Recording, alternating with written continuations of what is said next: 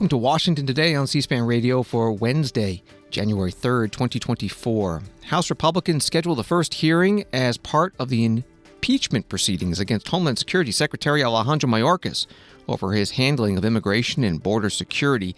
The hearing is titled Havoc in the Heartland, How Secretary Mayorkas' Failed Leadership Has Impacted the States. This comes as House Speaker Mike Johnson and dozens of House Republicans visit the U.S. Mexico border in Eagle Pass, Texas, and Senate negotiations between Republicans and Democrats about immigration reform are continuing. Expected that any agreement out of the Senate would be added to the bill, with President Biden's request for aid to Israel, Ukraine, and Taiwan, a demand made by both Senate and House Republicans. President Biden today meeting with historians and scholars talking about threats to democracy, as the Biden reelection campaign says the president will be traveling on Saturday, the third anniversary of the January 6th attack on the U.S. Capitol, to near Valley Forge, Pennsylvania, where General George Washington and the Continental Army camped in a cold winter during the Revolutionary War. That'll be followed on Monday by a visit to Mother Emanuel AME Church in Charleston, South Carolina, where in 2015, 9 people were shot and killed by a white supremacist. Former President Donald Trump, vying for the Republican nomination for president this year, has scheduled rallies in Iowa on January 6th. Coming up, we'll be talking with C-SPAN's political editor Nate Hurst about C-SPAN's coverage plans for Iowa in the presidential caucuses there, and then the New Hampshire presidential primary, all happening this month. And from the White House and the State Department, reaction to events in the Middle East, both saying they see no indication that Israel is behind bombs exploding in Iran at a commemoration for a prominent Iranian general killed by the U.S. in a drone strike in 2020. Iran says nearly 100 people have been killed in the bombings and over 200 wounded. We start in Eagle Pass, Texas, on the U.S. Mexico border, where Speaker Mike Johnson, Republican from Louisiana, led off a news conference flanked by the more than 60 House Republicans on the trip. First, I want to tell you that we have a great cross-section of the House. We have 64 House Republicans that have joined us here in Eagle Pass. They represent 26 states, 1 U.S. territory. You have everybody from California to Maryland, from Michigan to Florida. We represent over half the U.S. states because every state in America is now a border state, and we've seen that on vivid display today. Today we were able to meet with local residents, with sheriffs, with the Texas DPS. We also toured the CBP processing facility here in Eagle Pass, and it's been an eye-opener. One thing is absolutely clear. America is at a breaking point with record levels of illegal immigration, and today we got a first-hand look at the damage and the chaos the border catastrophe is causing in all of our communities. The situation here and across the country is truly unconscionable. We would describe it as both heartbreaking and infuriating. Our communities are overrun. We have local resources that are being strapped. We have lethal drugs that are pouring into our country at record levels. And it's in less than 3 years that President Biden took office that this has happened. That we have over 7 million illegal encounters at the border, nearly 2 million known gotaways, and that doesn't count the many that are undetected. At 312 suspects on the terrorist watch list that have been apprehended. We have no idea how many terrorists have come into the country and set up terrorism cells across the nation. Last month alone, we saw the most illegal crossings in recorded history. It is an unmitigated disaster, a catastrophe. House Speaker Mike Johnson at the news conference in Eagle Pass, Texas. Associated Press writes that President Biden has expressed a willingness to make policy compromises as the historic number of migrants crossing the border is an increasing challenge for his 2024 reelection campaign. The president told reporters Tuesday night, "We've got to do something." He said Congress should approve his national security proposal because it also includes money for managing the influx of migrants. He said they ought to give me the money I need to protect the border. That's from Associated Press. More from the House Speaker's news conference as he laid out what he thinks the president should do. Rather than incentivizing people to come, the president needs to deter people from entering the country. Rather than discussing amnesty with Mexico, as top Biden administration officials did within the last couple of weeks, this administration should reinstate the Remain in Mexico policy, as was said. Rather than expanding parole authority to an unprecedented scale, the president should obviously end catch and release and stop the abuse of our parole and asylum systems. The president can and should act now. This doesn't require legislation. It requires leadership. And despite the White House's claim, he has all the authority he needs right now under existing federal law to stop this madness. But the message his policies have sent is the opposite of that. It's quite clear. Under President Biden, America has laid out a welcome mat to illegal immigrants, smugglers, and cartels. He is responsible for the grave threat to our national security and our nation's sovereignty that these policies have created. But instead of taking responsibility and providing leadership, this administration has done nothing but attack elected officials who are trying to fix this catastrophe. The people standing behind you have worked hard. We passed our legislation more than 7 months ago. You have red and blue states all across this country that are being forced to step up because the federal government has failed to do its job. Right here in Texas, Governor Abbott has heroically done more to enforce the law than the president has. And how has this administration responded? They have sued the state of Texas to stop their deterrence efforts. They have brought them to court to strike down their ability to put up buoys in the water and razor wire and the rest. It's absolute insanity. The House has done its job. As I mentioned, we delivered common sense legislation that will secure our border. But it's been sitting on Chuck Schumer's desk for 7 months. House Speaker Mike Johnson, Republican from Louisiana, at the news conference in Eagle Pass, Texas, surrounded by dozens of other House Republicans on this congressional delegation, or CODEL. He referenced the bill that the House passed. It is known as H.R. 2. Well, today, Senator Chuck Schumer, the majority leader, writes the Hill newspaper, indicated negotiators are inching closer to a border deal that could unlock aid for Ukraine, whilst pressing the House to jump on board with the eventual agreement. He told reporters, "We're making progress. We're closer than we have been, but this is a very difficult issue, and there's still different issues to be overcome with. Everyone's going to have to give something to get this done. No one can just get his or her own way." The negotiators, led by Senators James Lankford, Republican of Oklahoma, Chris Murphy, Democrat from Connecticut, and Kirsten Sinema, Independent from Arizona, as well as Homeland Security Secretary Alejandro Mayorkas and top White House officials, have continued talks throughout the holidays and reconvened in person on Tuesday. That from the Hill. Back to the news conference in Eagle Pass, Texas. The second speaker there was Congressman Mark Green, Republican of Tennessee, chair of the Homeland Security Committee, who talked about today's announcement of the first hearing in his committee, scheduled for next week, on the possible impeachment of Secretary Mayorkas. You know, I first took the oath to defend the Constitution of the United States against enemies foreign and domestic on the plane at West Point when I was 17 years old. And for the better part of my adult life, I have spent that training and fighting foreign terrorists. And now, as the chairman of the Committee on Homeland Security, I contend with the domestic threats to this nation. The greatest domestic threat to the national security and the safety of the American people is Secretary Alejandro Mayorkas. Yes. He, through his policies, has defied and subverted the laws passed by the United States Congress. He has defied multiple court orders. He has lied numerous times to the United States Congress. He has, under oath, stated things that were blatantly, obviously incorrect. He has broken his oath to defend this country. Even A.G. Garland admitted that the policies of Mayorkas are being used by the cartels to exploit the American people and make billions of dollars, putting Americans at risk. Hundreds of thousands of Americans dead to fentanyl, tens of thousands of young people trafficked into sex slavery, billions of dollars wasted, expanded criminal networks now connected to the drug cartels in Mexico throughout our entire country.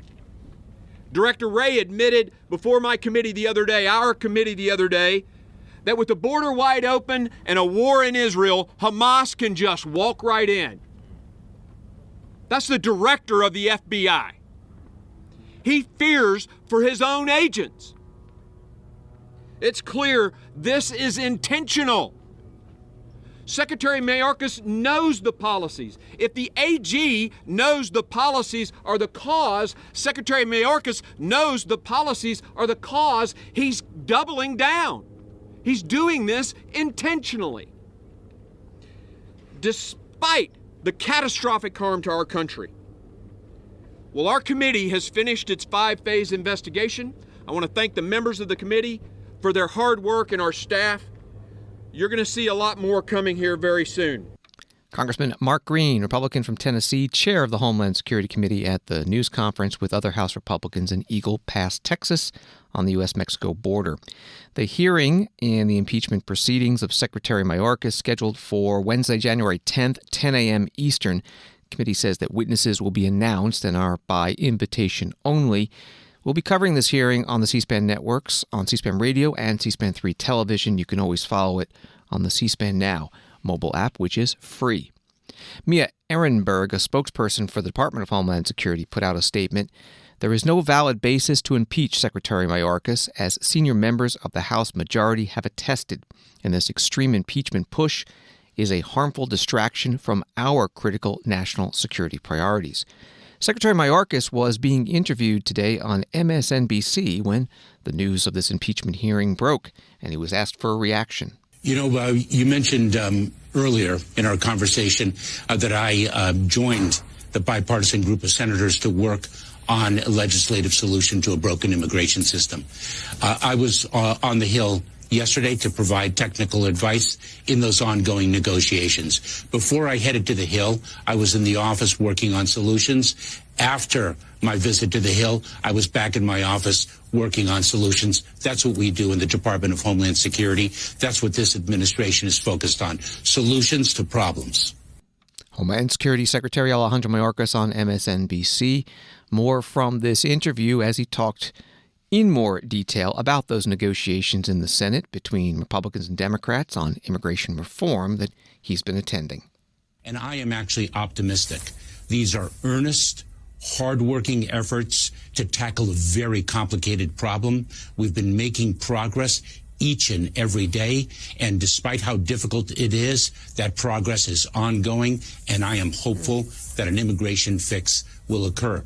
And I should say, in addition, that our administration under President Biden's leadership has fought for that long-needed fix since day one, when President Biden, on the very first day of his administration, submitted a comprehensive immigration reform bill to Congress. Most recently, we have sought much-needed funding for our efforts to address the situation at the border.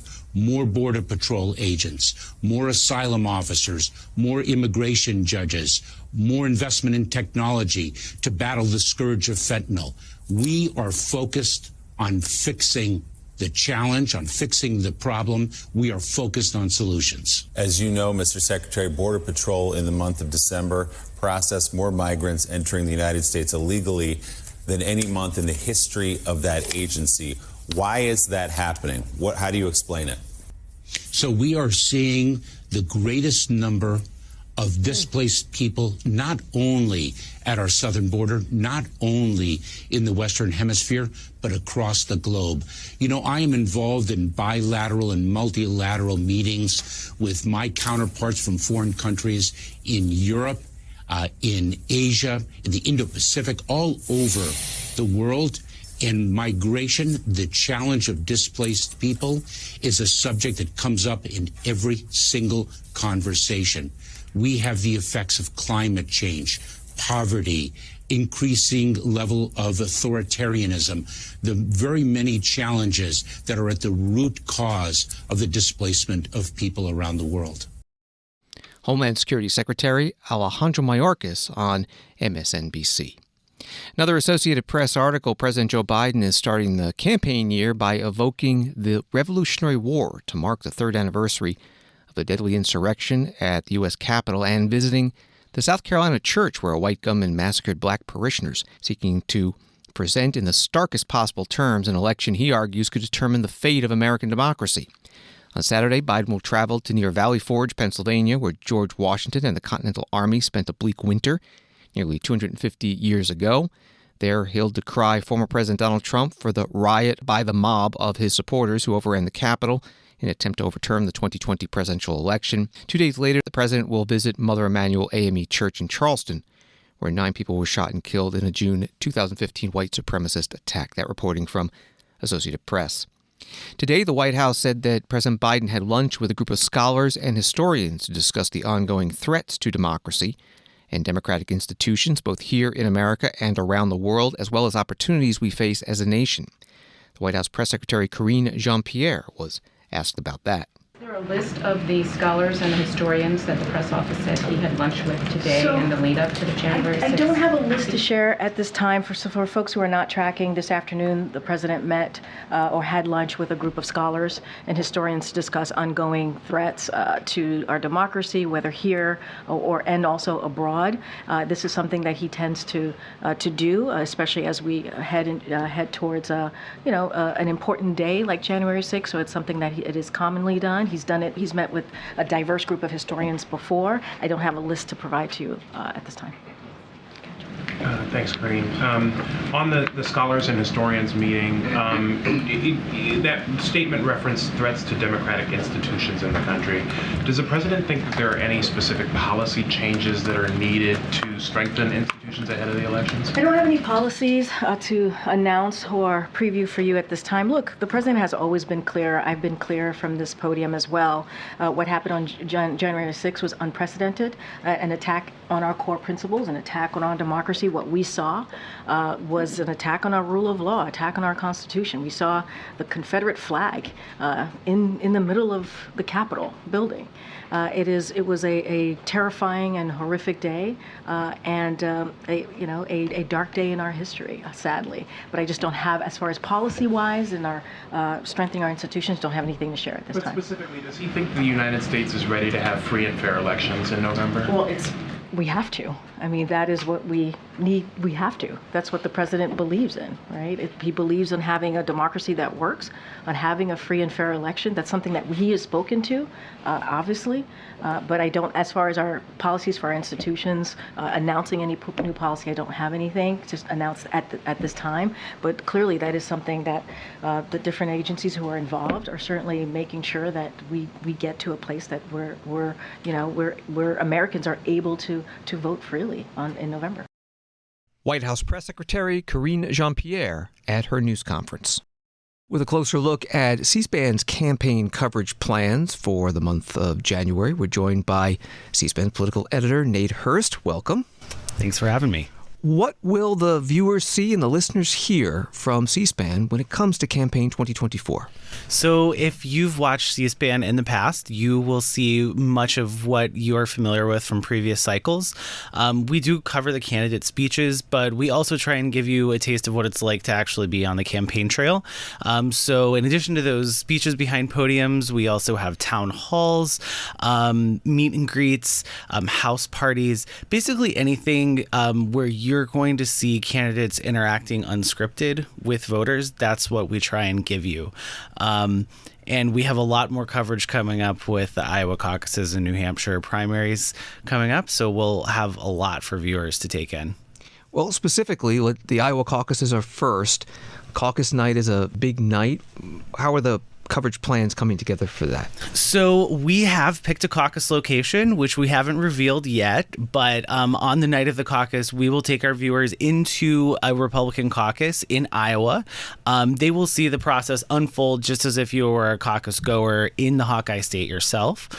You'll see where folks register to participate in the night. You'll hear all of the speeches from the caucus captains that the campaigns have assigned to the location. And then you'll see kind of the most interesting part of caucusing, which is counting the votes and then also trying to consolidate folks above this 15% threshold. And you'll have all of that explained to you and see it unfold as it happens. This year is also going to be interesting because viewers can turn over to C-SPAN 2 as the caucus begins, and they can interact with called Caucus Cast. And so we're going to have two guests come on with our host, and they will be explaining the caucus in a little more depth than you would get with our traditional caucus coverage. We're also going to invite viewers and listeners to interact with us via social media, send in their questions. So if anything is confusing or they want to know why does that happen, they can find out why. And a quick note for C-SPAN radio, since the watching the caucus happening often doesn't really work on radio, we're going to be having that C-SPAN 2 coverage simulcast with the explanation. Will the listeners and viewers have an opportunity to call in and comment about what's happening on caucus night? Oh, absolutely. So our coverage begins at 7:30 Eastern that night. But after the caucus is over, we're going to be opening the phone lines to viewers so we can hear their reactions to the candidates, their messages, and of course the results from the night. And we'll intersperse those through the night as we hear from the candidates themselves and they give speeches overnight. There's also going to be call-in opportunities the weekend before the Iowa caucuses as well. On Saturday and Sunday, we will be having primetime coverage that will include call-in segments, and we'll also be soliciting comments from our social media channels as well.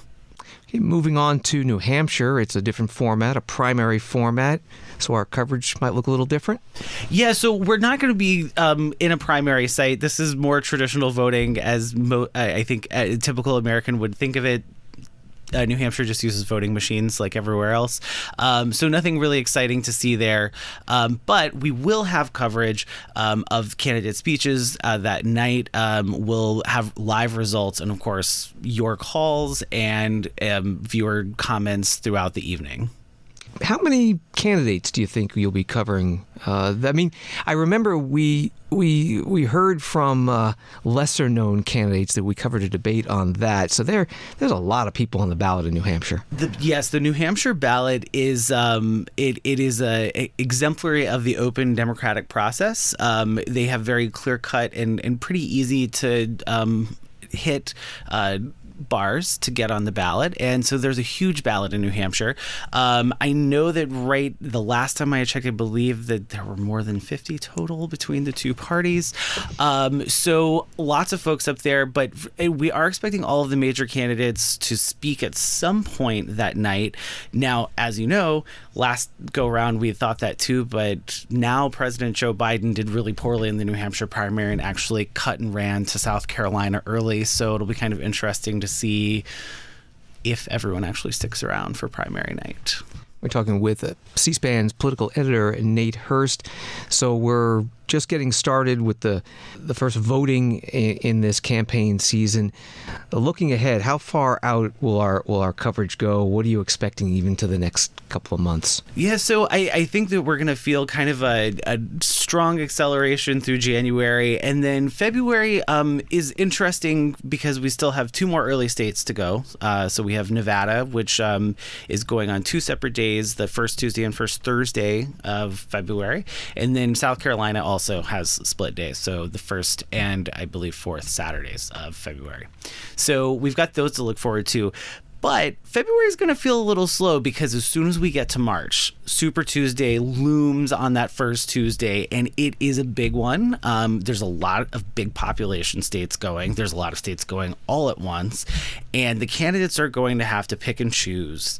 Where do we go to make our last big push? This will be really interesting, particularly if Ron DeSantis and Nikki Haley are still in the GOP race for the nomination, because they could pick up a lot of delegates in some place like California. That's also a really expensive and huge state to go to. So I instead of seeing everyone kind of bumping into each other on the streets of Des Moines and Manchester, New Hampshire, I think we're going to see the candidates in a lot of different environments, which could be interesting. C-SPAN's political editor, Nate Hurst. Thank you very much. Thanks. And again, those key dates in Iowa from Friday, January 12th through Sunday, January 14th. C-SPAN will have primetime coverage of campaign events, interviews with reporters and commentators, and take your calls. And then Iowa Presidential Caucus Night, Monday, January 15th. We'll cover a Republican caucus beginning at 7:30 p.m. Eastern. And for New Hampshire, our primetime coverage of campaign events, Plus, those interviews and your calls will be Saturday, January 20th through Monday, January 22nd. And presidential primary night in New Hampshire is Tuesday, January 23rd. We'll have candidate speeches after the polls close and your reaction. Independent presidential candidate Robert F. Kennedy Jr. has qualified for Utah's 2024 ballot, the first state he has qualified for. He met the 1,000 signature requirement. He held a news conference in Salt Lake City today about his efforts to qualify for other state ballots and the one in Washington, D.C., and some of the obstacles he has been facing. This morning, the campaign learned that 3 states are refusing to send us ballot petitions, and those are Maine, New Hampshire, and North Dakota. This is something that would never happen to a presidential campaign from the major political parties.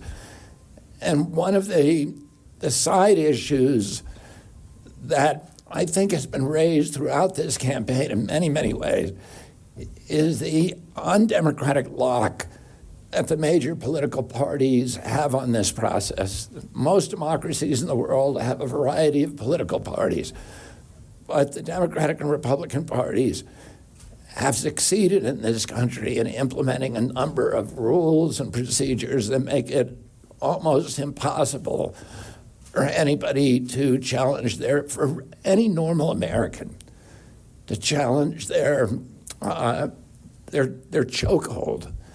And we see this in many different ways across this campaign. Utah, in Utah, I want to thank Lieutenant Governor Henderson for cooperating and removing one of the unconstitutional barriers. So we were litigating this case at the same time we were getting signatures. These volunteers went out and beat the clock anyhow.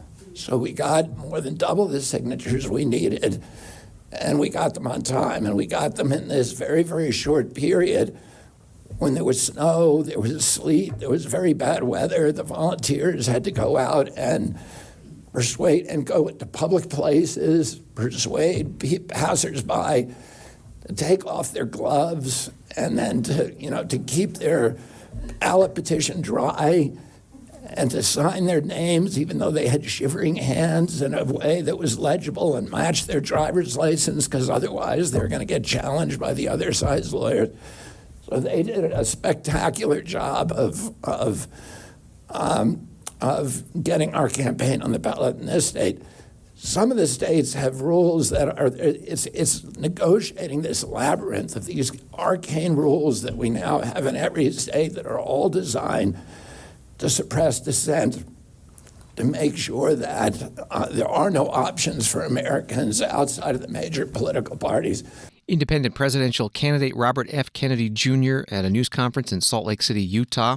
He has until March 5th to file his candidacy in Utah now that he has qualified for that state's ballot, getting 1,000 signatures.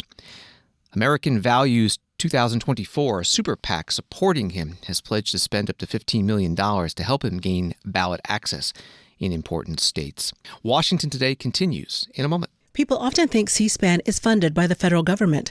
In fact, we're a nonprofit organization that receives no government funding.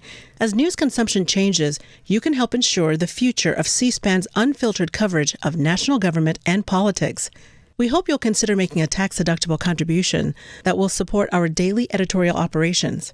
To learn more, visit cspan.org/donate. Welcome back to Washington Today, available as a podcast on the free C-SPAN Now mobile app and wherever you find your podcasts. This story from Fox News: a pair of explosions near the grave of Iranian General Qasem Soleimani killed at least 103 people and wounded up to 141 more in Kerman, Iran, according to Wednesday reports from Iranian media. Iranian officials say the explosions occurred during a ceremony honoring Soleimani on the 4th anniversary of his death. Soleimani was killed in 2020 at the hands of a U.S. drone strike ordered by then-President Trump.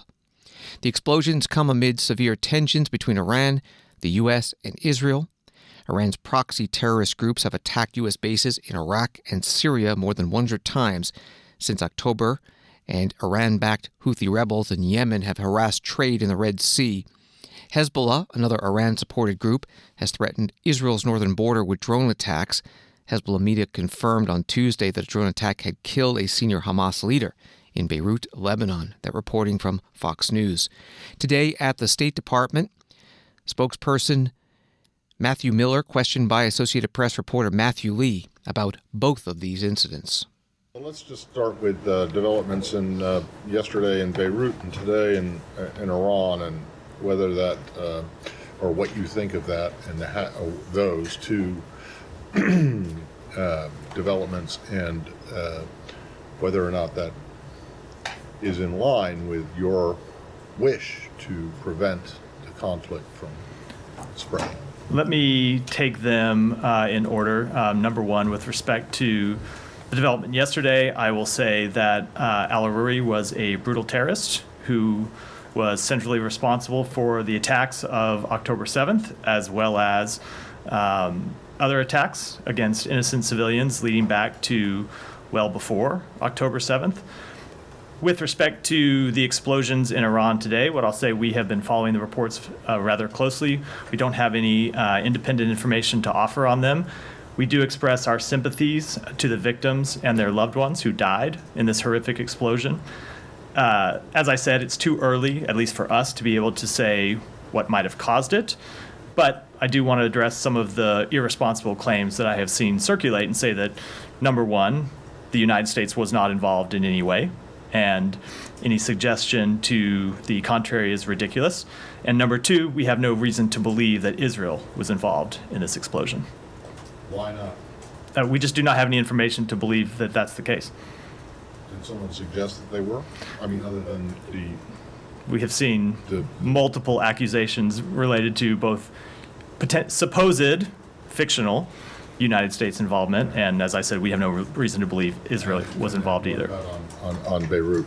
I don't have an assessment to make about who was responsible for that incident. I'll leave it to the government of Israel to speak to their actions. Okay, but so more broadly, though, are you concerned at all that either or both of these are going to,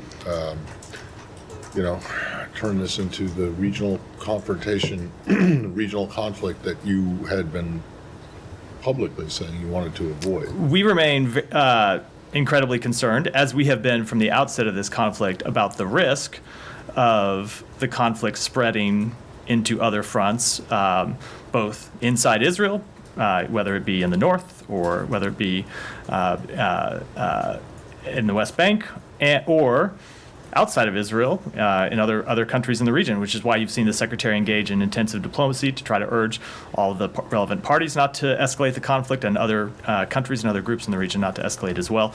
I wouldn't say that our concern is any higher today than it has been from the beginning. It's been something that we've been intensely focused on. Matthew Miller is the State Department spokesperson at his news conference today, also getting reporters' questions. John Kirby, spokesperson for the White House National Security Council, he was in the White House briefing room. I wanted to ask about Iran.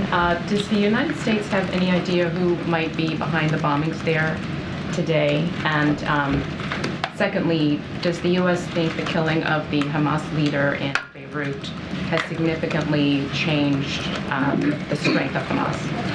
So on your first question, we aren't at a point now where we have a lot of great detail on this bombing. Certainly our hearts go out to all the innocent victims and their family members who are obviously, their lives are going to be forever changed by this. But we don't have any more detail in terms of how it happened or who might be responsible for it.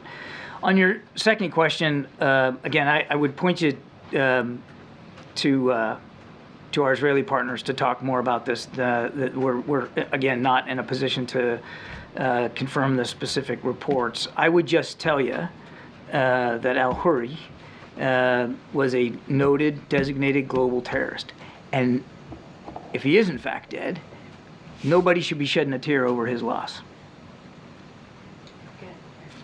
I know you said you don't have any great detail on who was responsible, but can you rule out that Israel had anything to do with this? We have no indication at this time at all that Israel was involved in any way whatsoever. No indication, but just to be clear, you don't think, did they support or assist in some other way?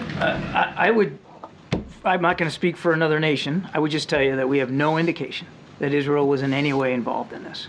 And given that this was the Soleimani anniversary, did you have any intelligence that something was being planned for this day? We certainly had no indications that there would be some sort of violence surrounding the anniversary of his death.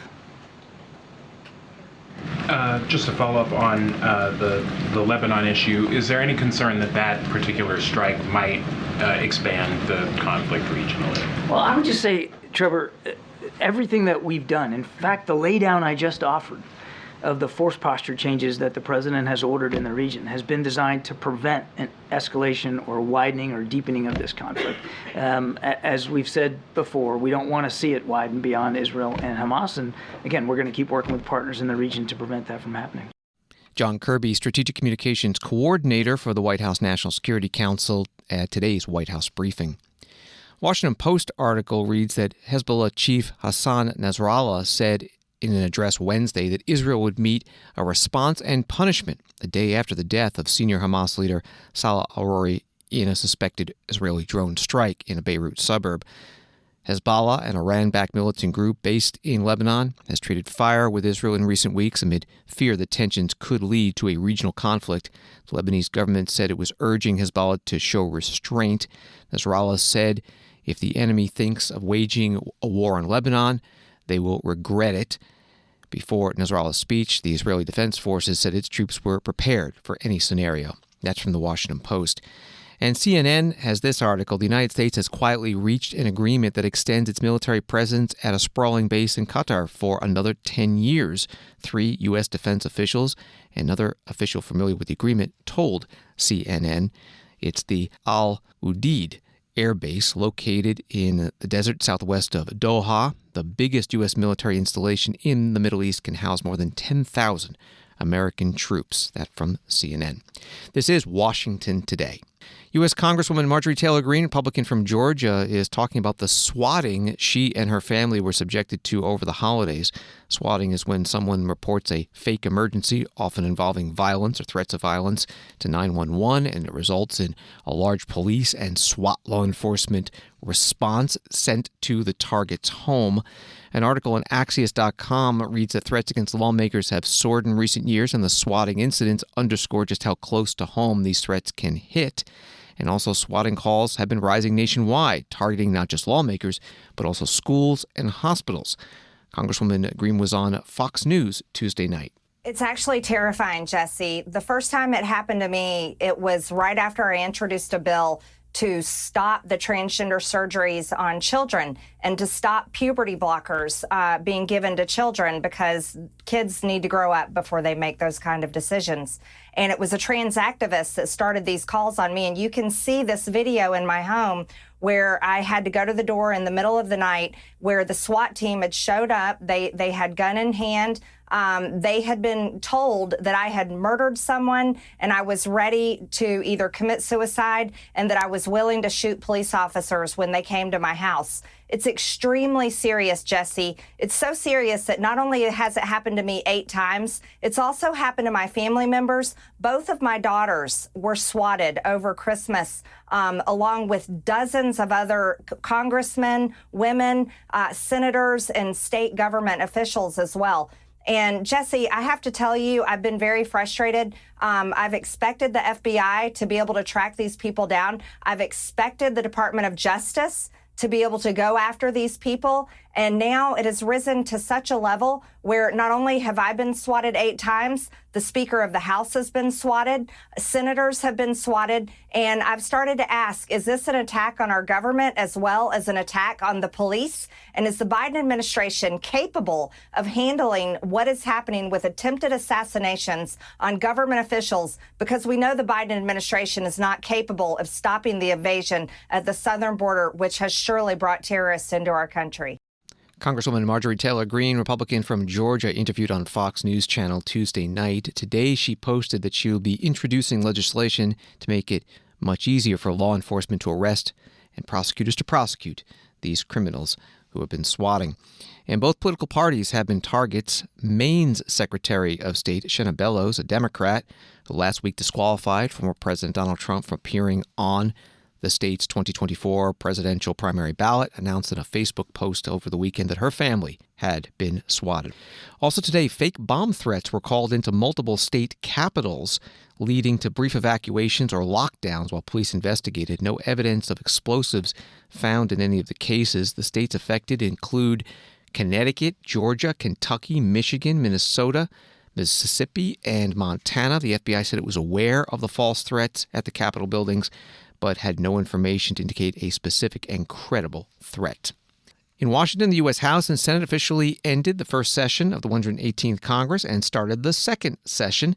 The meetings today did not last long. Here is what happened in the House. Congresswoman Virginia Foxx, Republican from North Carolina, presiding. The House will come to order. This being the day fixed, pursuant to the 20th Amendment to the Constitution, for the meeting of the second session of the 118th Congress, the House will be in order. The chair lays before the House a communication from the Speaker. The Speaker's Rooms, Washington, D.C., January 3rd, 2024. I hereby appoint the Honorable Virginia Foxx to act as Speaker Pro Tempore on this day. Signed, Mike Johnson, Speaker of the House of Representatives. The prayer will be offered by Chaplain Kibben. Would you pray with me? Eternal Lord, from everlasting to everlasting, you are God. Many are the plans of our hearts, but yours is the eternal purpose that prevails. Receive then our earnest and most heartfelt prayers as we enter into this second session of the 118th Congress. You have set eternity in our hearts, and we yearn to find meaning and purpose in the work of our hands. Receive our labors and sanctify our intentions. May all that we set forth to do prove worthy of your gracious and eternal plan. Scripture warns that some trust in chariots and some in horses. All too often we trust in the perishable and corruptible. But this year, in all that lies ahead, may we place our trust only in the name of the Lord our God. It is in your sovereign name that we are bold to pray. Amen. Amen. The House Chaplain Margaret Grun Kibben, retired Rear Admiral. The U.S. House went on to recite the Pledge of Allegiance to the U.S. flag and then adjourn. There's no legislative business expected until next week. The 20th Amendment to the U.S. Constitution, cited by Congresswoman Foxx, reads in Section 2, the Congress shall assemble at least once in every year, and such meetings shall begin at noon on the third day of January, unless they shall by law appoint a different day. In the Senate, today's meeting was about 30 seconds. It was presided over by Senator Chuck Schumer, Democrat from New York, the majority leader. The Senate will come to order. The clerk will read a communication to the Senate. Washington, D.C., January 3rd, 2024.